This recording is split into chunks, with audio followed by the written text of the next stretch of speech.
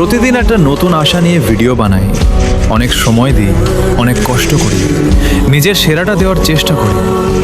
তারপরও যখন ভিডিওটা আপলোড করি দেখি ভিউ নেই, লাইক নেই, কমেন্ট নেই, তখন বুকের ভেতরটা যেন হঠাৎ করে ফাঁকা হয়ে যায়। মনে হয় আমার এত পরিশ্রম কি সত্যিই কারো চোখে পড়ছে না? আমি কি এতটাই অদৃশ্য হয়ে গেছি যে আমার কণ্ঠ কেউ শুনতে চায় না? অনেকবার ভেবেছি আর ভিডিও বানাবো না, সব কিছু ছেড়ে দেব, কিন্তু তারপর আবার নিজের স্বপ্নটার কথা মনে পড়ে। নিজেকে বলি একদিন না একদিন আমারও সময় আসবে।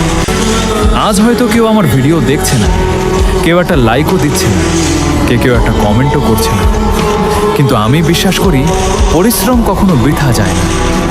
একদিন আমিও সবাইকে দেখে দিব পরিশ্রম কখনো বেইমানি করে না।